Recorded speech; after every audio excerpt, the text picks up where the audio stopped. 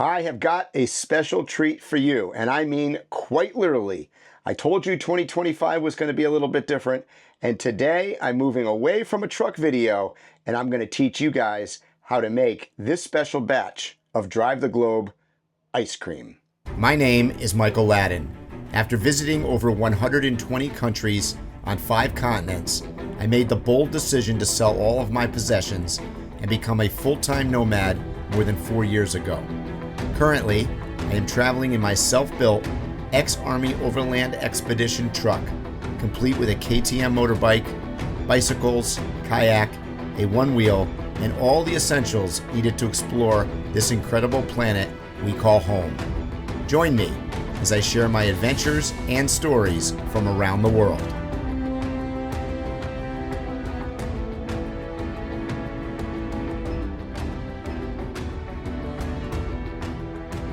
First, I want to thank everybody for knowing that I make ice cream. So apparently some of you have been visiting my website. Word has gotten out far and wide that Drive the Globe has its own ice cream. So today I want to show you guys how I do it. And this is actually a special recipe. I have a favorite brewing company in Massachusetts that makes a rich, dark milk stout called Moment of Clarity. The brewery is called Treehouse. And that beer has maple, chocolate, and coffee in it. So today, I'm going to make Moment of Clarity ice cream. Ice cream is actually pretty simple to make. It's really kind of what I call a 4-step process. First is putting the ingredients in a pot, heating them up, and this is basically making a custard. So whenever you use eggs in your ingredients, it ends up being a custard. After that step, you take the custard and you chill it down as quickly as possible. So that's step number 2, is the chilling part. The third part is putting it in the ice cream maker and then cold churning it. And then the final step is taking that cold churn ice cream, packaging it up, putting it in the freezer, and within 8 to 12 hours, you have your ice cream is finalized and ready to enjoy. One of the keys I've found in making ice cream over the course of the last 10 years is 1, be prepared with all of your ingredients and equipment laid out in advance. You're going to find that the stirring part of the process is super important, and you don't want to be disregarding that while you're looking for some other ingredient or doing something else. So that's number 1 piece of advice I can give you. The second thing is, generally, if you know anything about rich and premium ice cream, it has less air content, all natural ingredients, and it has a very low water content. So I'm very careful about making sure that all my ingredients that go in here have very low water content, because that's what ends up in your ice cream and it gets crystallized. So you're going to find that this particular recipe is super, super creamy. All right, all the ingredients are laid out here, and I'm going to go through them one by one. Down here in Mexico, this is heavy cream. It's a little bit different than the American cream. I find that the fat content is slightly lower. So I use a little bit more of that. I've got evaporated milk. Once again, it's taking the water out of the milk. And then it's sweetened by grade A heavy maple syrup, organic and dark amber colored. And then a little touch of salt goes in there. And we're going to be doing this with a little bit of sugar. Usually maple ice cream, you don't need to add any sugar content to it, but because I'm going to counterbalance it with some coffee extract, which this is also pure organic espresso extract, and dark cocoa unsweetened, the sugar counterbalances that. And then just a tad, like I said, of salt, a little bit of vanilla paste, double espresso, so there is some coffee coming off of my Nespresso machine going into there. And then in the final process, we're going to be adding walnuts to it, but that's later on. All right, step 1 is getting all of the egg yolks inside the container. Now I do this in my sink, and the reason is, for obvious reasons, it keeps it a lot cleaner. And just cracking egg yolks. Kind of toss them back and forth a little bit in the shell, and boom, there you go. For this recipe, it's a double recipe actually, we're going to put in 10 egg yolks. All right, now you got all those in the bowl, and once again, it's in the sink because it stays a lot cleaner that way. And now we're going to take this handy dandy thing that I bought on Amazon right here. It is an egg beater, and we're going to take the yolks and we're going to beat them up. Now, the reason that I'm doing the egg yolks first, you're going to quickly find out, is once I put everything in the pot to start making the custard, you don't want to get distracted by beating egg yolks and whatnot, because you got to keep stirring the custard that's in the pot. So I like to make these in advance. The other thing I'm going to do here is add the sugar that's going into this recipe. I'm going to put into the egg yolks. This is basically called tempering the eggs. And what that means is that you got to be really careful when you add the yolks to the rest of the custard mix to make sure that they don't curdle.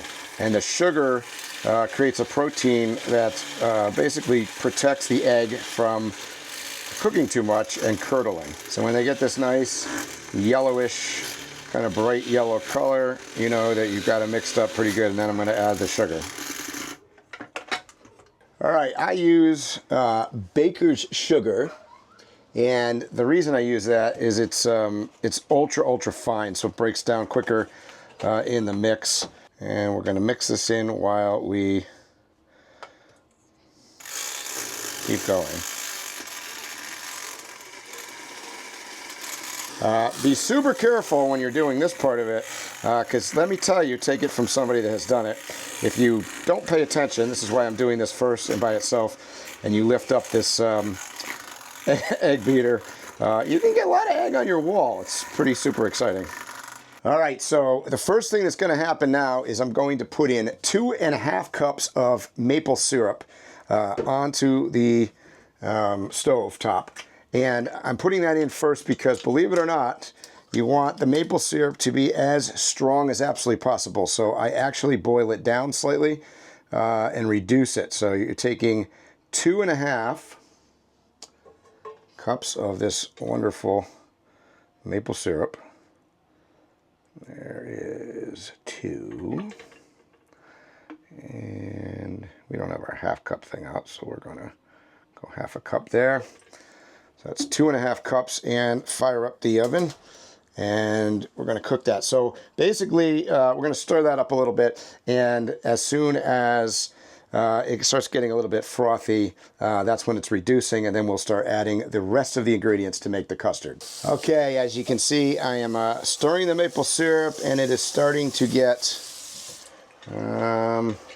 heated up. So I'm going to be adding the heavy cream, which is 4 cups of heavy cream, and then 2 cups of condensed milk, evaporated milk. And there you go. You can see it getting cloudy in the pot. Does that smell good? You don't want to boil any of this, so you're being very careful. You're heating everything up, but we're not boiling anything. Adding heavy cream to this. So like I said, 4 cups of heavy cream. There's 1, 2, 3. And I just happen to know that one of these down here in Mexico is 4 cups. Maybe slightly more than 4 cups. Evaporated milk here. We're going to take this evaporated milk, open that up. And we got 2 cups of that. It's just a hair under 2 cups, but it's made by slightly more heavy cream. So there you go. Now, this is the important part of making custard here. We're going to be heating this up slowly. I'm going to put in a teaspoon of salt, particularly since we're going to be putting walnuts in here. The salt and the sweetness of the maple syrup makes it nice. Okay, there's your salt.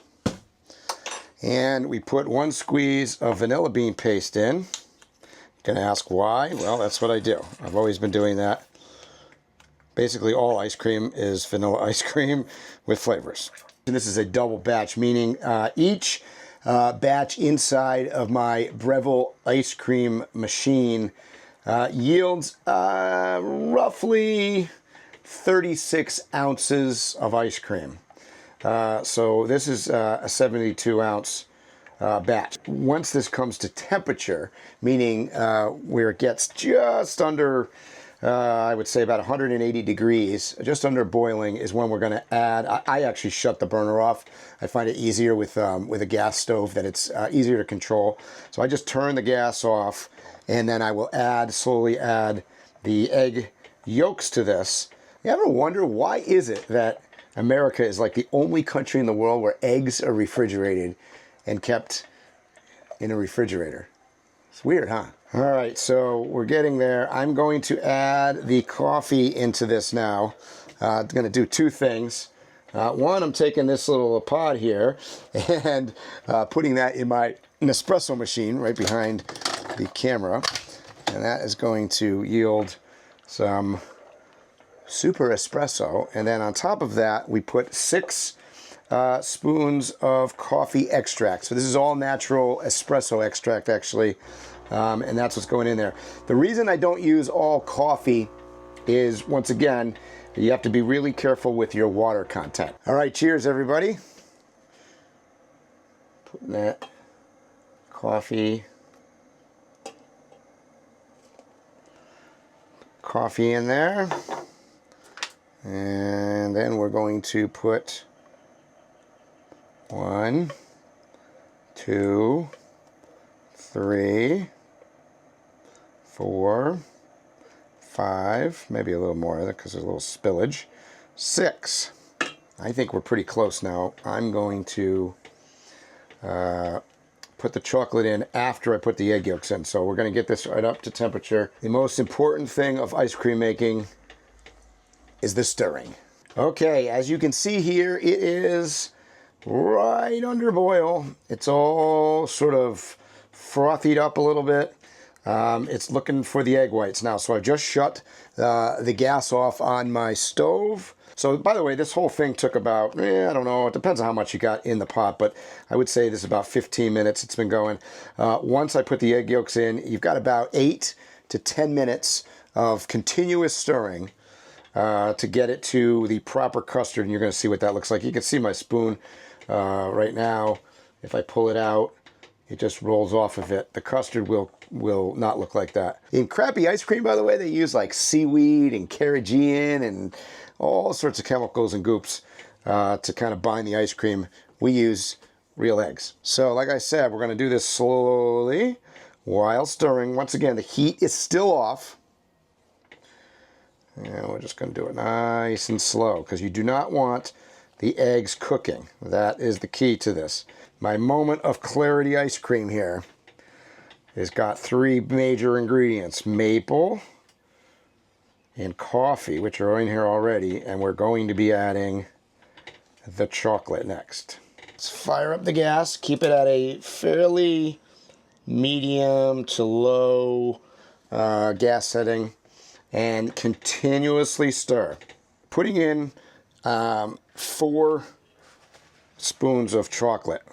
There's no right answer to this, but that's what I'm going to do.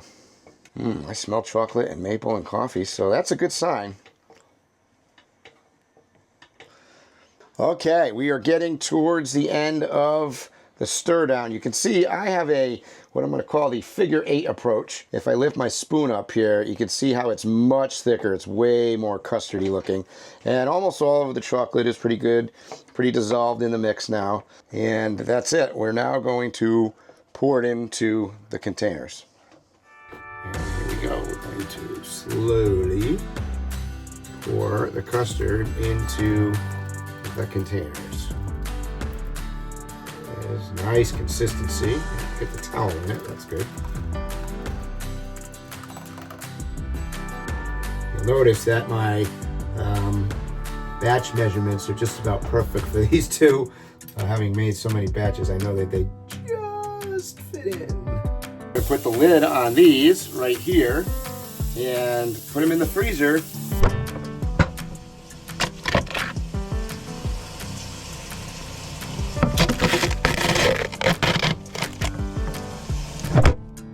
I want to give a huge shout out to my Patreon supporters. And did you know you can join for as low as $5 a month for exclusive behind-the-scenes Drive the Globe content? Fast forward 8 hours and the custard is coming out of the refrigerator.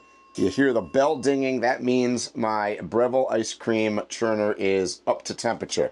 And I'm going to show you what that is. So like I said, this is a double batch. So we're going to take one of these and put it into the ice cream churner. Now, it has a nice function that it pre-cools. One of the interesting things about being able to do this on the road is I used to make ice cream in the kind of machine where you had to put the bowl in the freezer to chill it. This has basically a freezer built into it, so it's all automatic. All you do is load the ice cream into it. It churns it. It'll take between 20 and 45 minutes depending upon the consistency, and that's it. So it's been pre-chilled down to negative 29 degrees, and in goes the ice cream. And as you can see here, the consistency is nice and thick but creamy, but it hasn't been whipped yet, obviously. So that is the process here, is the churning. There she goes into the bowl. Comes out of there nice, way cleaned off. Put the lid on, turn it, and hit start. All right, one final step. Don't want to forget this. We've got the walnuts. This 1 cup of hand crushed, I will tell you, since you can't get crushed walnuts down here, it would appear. And I'm going to add those in. I add them right towards the end of the churning cycle. We're at about 25 minutes or so, and in go the walnuts.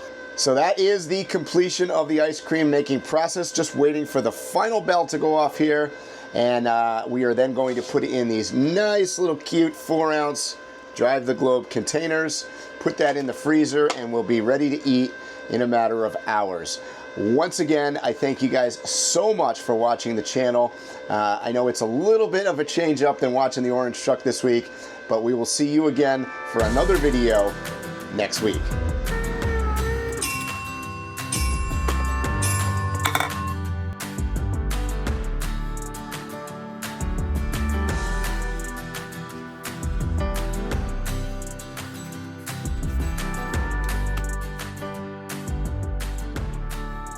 Thanks for joining me today. I really hope that you liked this video. And if you did, give a big thumbs up. Please subscribe down below, and I'll see you in the next video.